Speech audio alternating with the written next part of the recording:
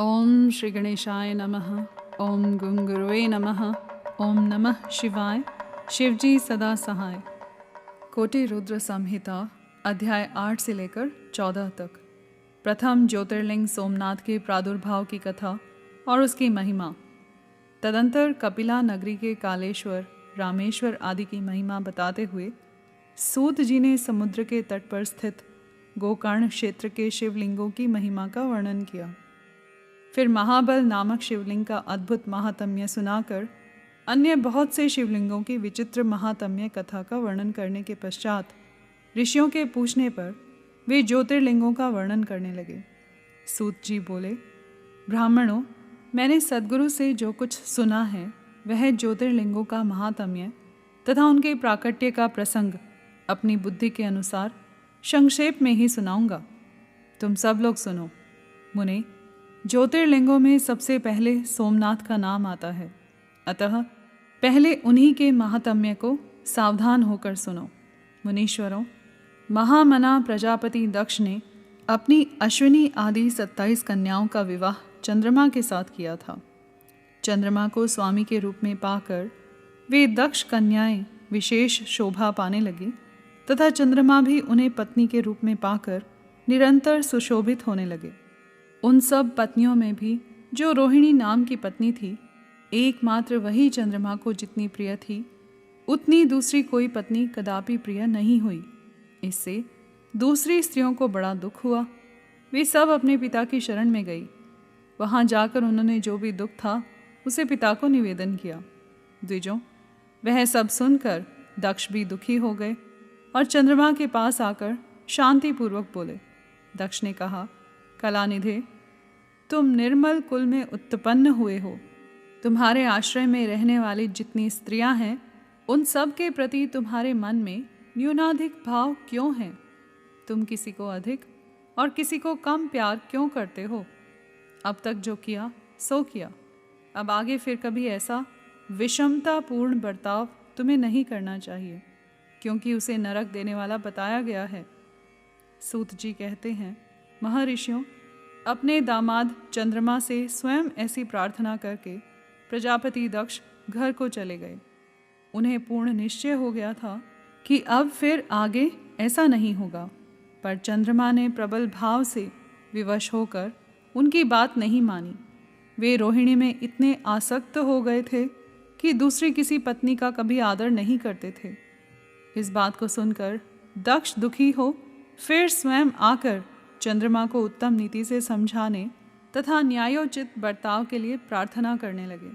दक्ष बोले, चंद्रमा, सुनो, मैं पहले अनेक बार तुमसे प्रार्थना कर चुका हूँ, फिर भी तुमने मेरी बात नहीं मानी। इसलिए आज शाप देता हूँ कि तुम्हें क्षय का रोग हो जाए।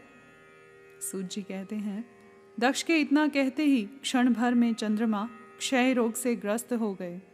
उनके क्षीण होते ही उस समय सब और महान हाहाकार मच गया। सब देवता और ऋषि कहने लगे कि हाय हाय, अब क्या करना चाहिए? चंद्रमा कैसे ठीक होंगे? मुने, इस प्रकार दुख में पड़कर वे सब लोग विह्वल हो गए। चंद्रमा ने इंद्र आदि सब देवताओं तथा ऋषियों को अपनी अवस्था सूचित की। तब इंद्र आदि देवता तथा वशिष्ठ आदि ऋषि ब्रह्मा जी की शरण में गए। उनकी बात सुनकर ब्रह्मा जी ने कहा, देवताओं, जो हुआ सो हुआ, अब वह निश्चय ही पलट नहीं सकता, अतः उसके निवारण के लिए मैं तुम्हें एक उत्तम उपाय बताता हूँ, आदरपूर्वक सुनो। चंद्रमा देवताओं के साथ प्रभास नामक शुभ क्षेत्र में जाएं और वहाँ मृत्युंजय मंत्र का विधि पूर्वक अनुष्ठान करते हुए भगवान शिव की आराधना करें। अपने सामने शिवलिंग की स्थापना करके वहाँ चंद्रदेव नित्य तपस्या करें। इससे प्रसन्न होकर शिव उन्हें क्षय रहित कर देंगे। तब देवताओं तथा ऋषियों के कहने से ब्रह्मा जी की आज्ञा के अनुसार चंद्रमा ने वहाँ 6 महीने तक निरंतर तपस्या की। मृत्युंजय मंत्र से भगवान वृषभ ध्वज का पूजन किया। 10 करोड़ मंत्र का जप और मृत्युंजय का ध्यान करते हुए चंद्रमा वहाँ स्थिर चित्त होकर लगातार खड़े रहे। उन्हें तपस्या करते देख भक्त वत्सल भगवान शंकर प्रसन्न हो उनके सामने प्रकट हो गए और अपने भक्त चंद्रमा से बोले। शंकर जी ने कहा, चंद्रदेव, तुम्हारा कल्याण हो।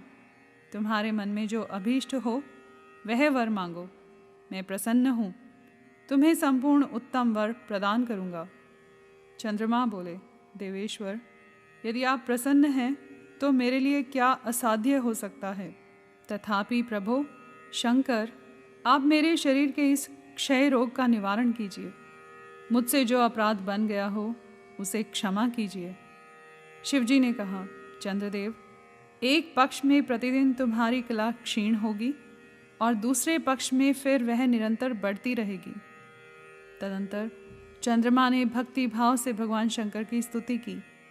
इससे पहले निराकार होते हुए भी वे भगवान शिव फिर साकार हो गए। देवताओं पर प्रसन्न हो उस क्षेत्र के महात्म्य को बढ़ाने तथा चंद्रमा के यश का विस्तार करने के लिए भगवान शंकर उन्हीं के नाम पर वहाँ सोमेश्वर कहलाए और सोमनाथ के नाम से तीनों लोकों में विख्यात हुए। ब्राह्मणों, सोमनाथ का पूजन करने से वे उपासक के क्षय तथा कोढ़ आदि रोगों का नाश कर देते हैं।